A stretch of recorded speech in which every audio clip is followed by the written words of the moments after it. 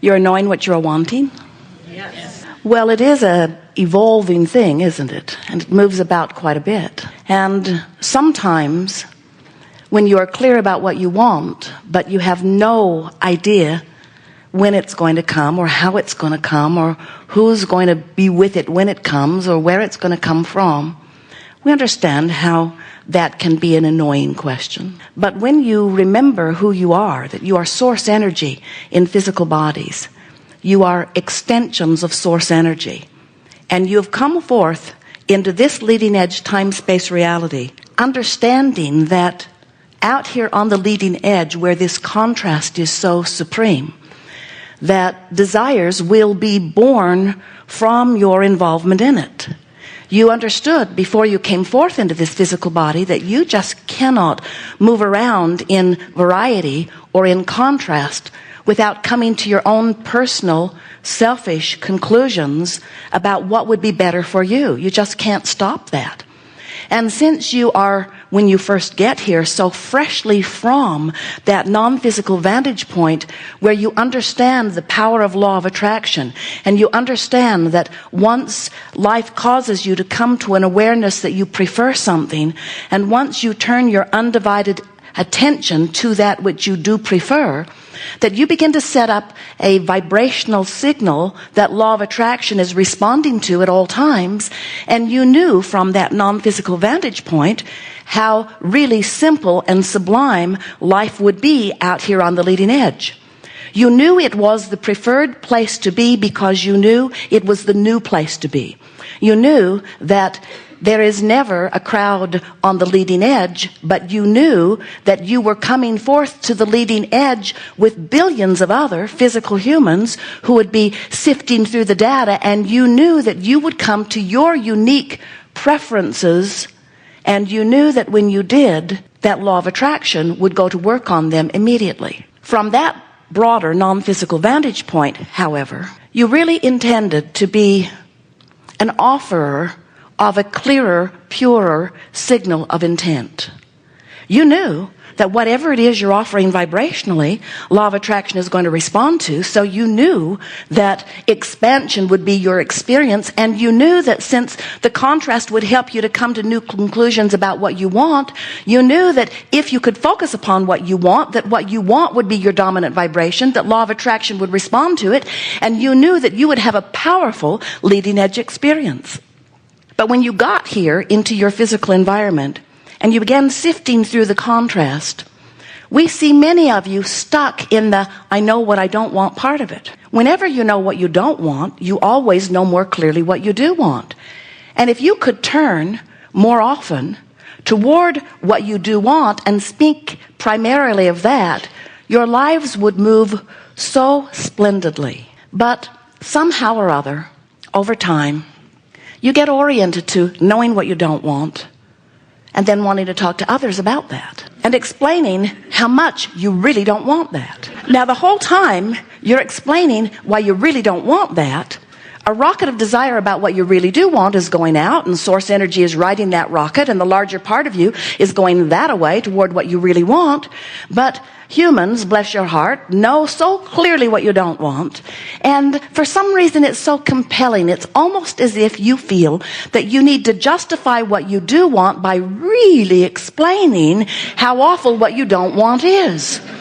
So you've become really expert at describing what you don't want.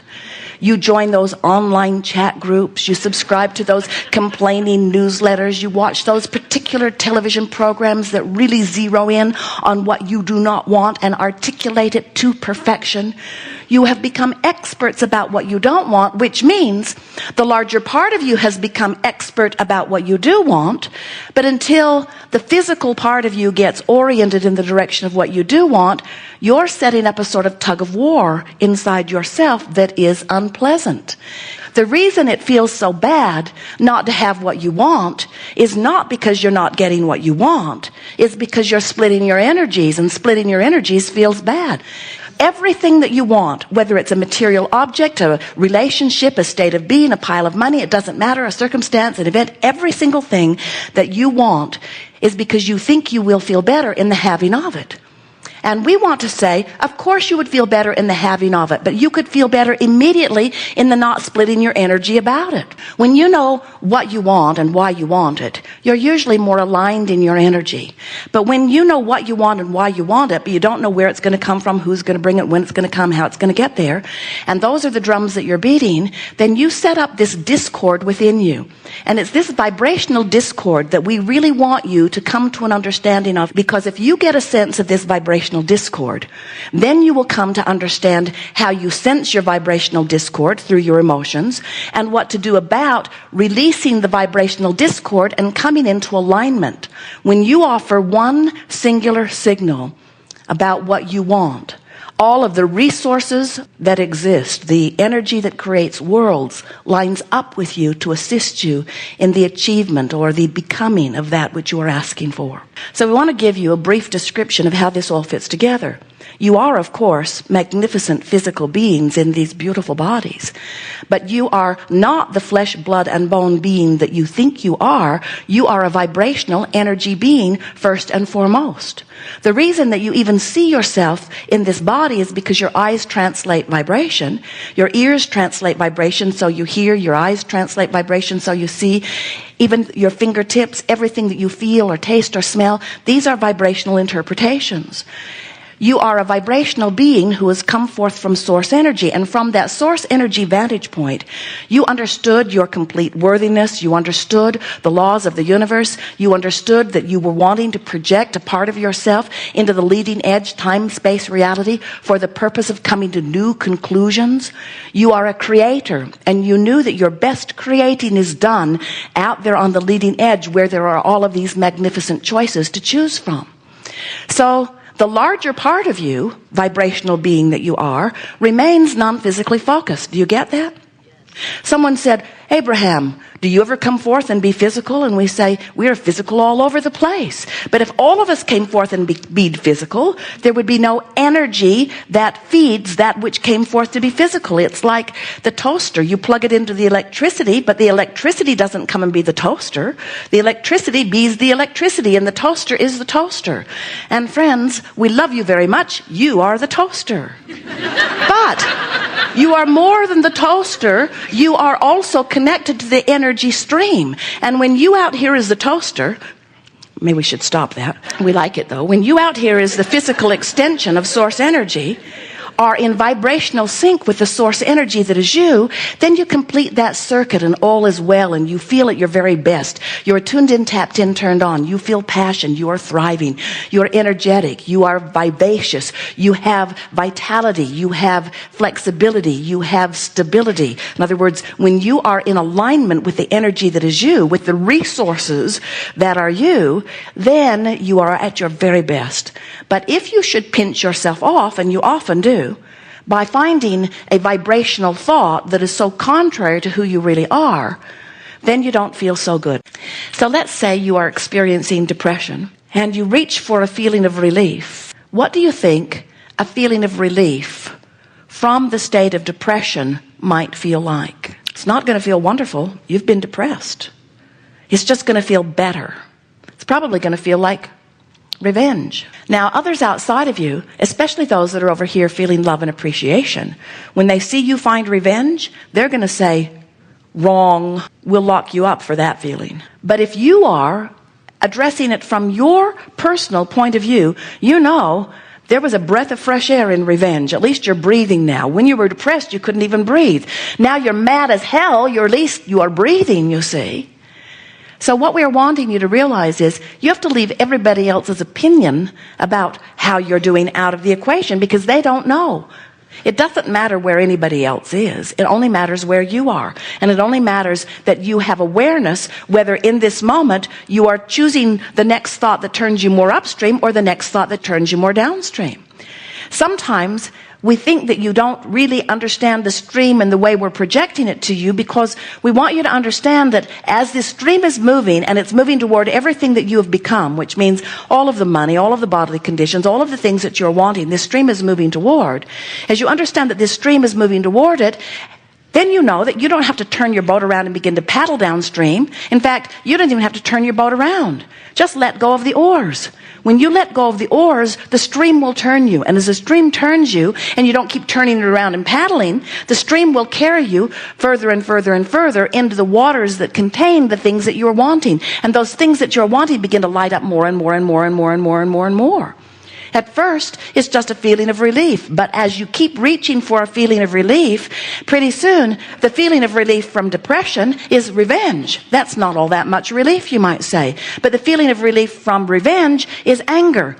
Not that much relief, you might say, but it feels a little better. But from anger, the feeling of relief is like frustration. Frustration's a whole lot better feeling than anger. And from frustration, the feeling of relief is hope. Oh, what a feeling of hope is in relationship to all of that. And once you get into the hope range and you're reaching for feelings of relief, now you're really rolling, you see. The way you feel is your supreme guidance. The source within you is never saying, oh, what's taking you so long? The source within you is always just standing there, being who you've become, offering a signal that is calling you toward it. And when you go, you feel good, and when you don't, you don't. So every negative emotion that you feel means the same thing every time. You're not moving in the direction of who you've become. You're not keeping up to speed with you. And you know that's why you're mad. When somebody hurts your feelings, you know what's really happening? You're not up to speed with you. When you think something has gone wrong and you feel terrible about it, you know what's happened? You're not up to speed with you. In fact, the best thing that you could do, get out your notebook every day often and write a new page for each time you feel some negative emotion towards a circumstance or toward a person. And write, dear whoever it is or whatever it is, what is it that I am thinking about you that's keeping me from being who I am? Because when you say, what are you doing that's making me feel this way? You're totally disempowered, because now they've got to stop doing whatever it is that they're doing that's making you feel that way. And you know they're not gonna, not for very long. If there's only one of them, you might be able to wrestle them to the ground, take them to the naughty spot, put them in jail, do something with them to keep them from doing that thing that you think that they should not have done. But as soon as they get loose of you, they're going to do it again, because they're not here to live their life for you. So when your happiness depends upon what somebody else does, you're in deep doo-doo, because you cannot get them to control their behavior to please you. They were not oriented that way. They are like you. They are like every particle of the universe. They are selfishly oriented, you see. But when you say, you need to stop doing that so that I can feel better, you're hurting my feelings. And feel the difference. What is it that I'm thinking about you that's keeping me from being who I really am? What is it that I'm thinking about you that my source energy is not thinking about you? What excuse am I using about you as my excuse to separate myself from myself? Can you feel the empowerment of that? Government, what is it that I'm thinking about you that's keeping me from being who I really am? What is it that I'm thinking about you that's keeping me from getting up to speed with all that I've given birth to and the picture of a better world that I have given birth to that's waiting in my vibrational escrow? What is it that I'm currently thinking about you that's keeping me from getting up to speed with that new and improved world? And this is the thing that we so want you to hear. Future generations will be born up to speed with your new and improved world. Can you imagine the vibrational escrow that they are being born from into this physical time-space reality? But we think that it is time, and you have summoned us forth because you want it to. We think that it's time for you to keep up to speed with your vibrational escrow.